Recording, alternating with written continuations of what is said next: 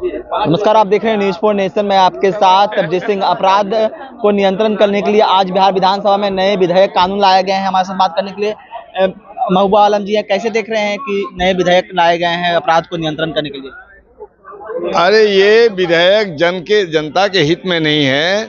Police को अथाह शक्ति दी गई है। अपराध नियंत्रण के मामले में बहाना बनाए कि पुलिस कहीं भी किसी जगह रात के अंधेरे में 12 बजे 1 बजे 2 बजे प्रवेश कर सकती है। ये जो संवैधानिक संकट पैदा करेगी और आम जनता को परेशान करेगी। लेकिन जो कहा गया है कि इससे अपराध नियंत्रण होगा, बालू माफिया जो खनन माफिया है उसको पर लगाम लगेगा, इसलिए ये कानून लाया गया है। आपके पास जितने कानून हैं, ये कानून ही सक्षम है, उन्हीं को आपको लागू करना चाहिए। अब आप जो पुलिस को पावर देते हैं कि रात के अंधेरे में भी आपके घर परिवार में जाके जांच पड़ताल करेंगे, तो हम लोगों ने तो कहा कि भाई तो इसमें जो वीडियो बने उसकी जांच पड़ताल हो। वो जिस किसी को टारगेट करके वो कुछ कर सकता है। यानी कि यह कानून सही नहीं है। ये कानून सही नहीं है। अपराध नियंत्रण के बहाने शरीफ आदमियों को तंग करने का ये कानून है।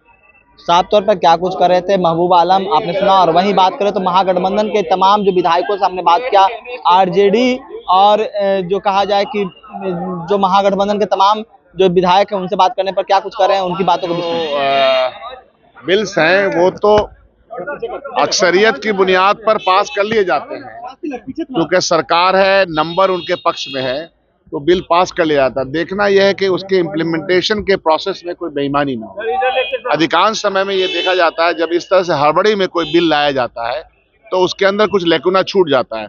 हम लोग तो यही कह रहे थे बिल के ऊपर कि आप बिल जरूर लाइए और अधिकार है, चीजें जब बदलती हैं तो होना चाहिए, लेकिन ऐसा प्रतीत होता है कि जल्दीबाजी में ये बिल लाए गए हैं जिसमें कि और भी ज्यादा इनपुट आना चाहिए। तो विपक्ष यही सवाल कर रहा था कि और ज्यादा इसको इनपुट हो, लोगों के बीच में उस पर बहस हो या उसको स्टैंडिंग कमेटी भेज दी। यही हम लोग का सुझाव था।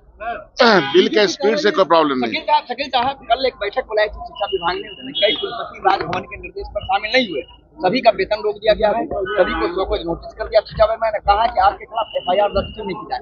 राजभवन शिक्षा विभाग के आमने सामने कैसा दिख रहा है? सरकारें नहीं चल रही है तो आप राजभवन और शिक्षा भवन कर रहे हैं। गवर्नेंस जीरो है। दोनों पार्टियां आपस में सर फुटौल को तैयार हैं। कुछ दिनों के बाद आपको सुंदर सुंदर खबरें मिल जाएंगी। जो है विधेयक जो है वो पास हो गया है, सदन में आप लोग विरोध कर रहे थे, क्या कहेंगे? देखिए, सरकार अपना बहुमत जिनका रहता है, बहुमत से कोई भी कानून पास कराती है, लेकिन कभी कभी वही कानून चिदम्बरम साहब कभी ईडी का कानून बनाए और उन्हीं पर पड़ गया, तो कभी कभी भस्मासुर वाला हालत हो जाता है।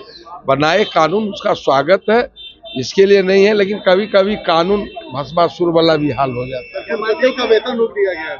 कुलपतियों का वेतन जो है वो रोक दिया गया है। शिक्षा विभाग के ACS के द्वारा कहा गया पर कार्रवाई होगी, FIR ठीक है, वो मामला प्रसंग क्या है, यदि कोई गड़बड़ी होगी या कोई सरकार से पत्र गया होगा, नहीं यदि उस किस परिप्रेक्ष्य में रोका गया है मुझे पूर्ण जानकारी नहीं है, लेकिन ये तो प्रधान सचिव को अधिकार है कि राज्य सरकार के तरफ से जो राशि जाती है उसका लेखा जोखा लेने का तो है। अगर 2 तारीख को NDA की रैली है, 3 तारीख को आप लोग की रैली है, कितना असर पड़ता दिख रहा है दोनों रैली का? देखिए, हम लोगों का तो जन विश्वास महारैली है, उसका तो पूरे राज्य से एक एक टोले से लोग आ रहे हैं और आपको इतना जनसलाब उमड़ रहा है।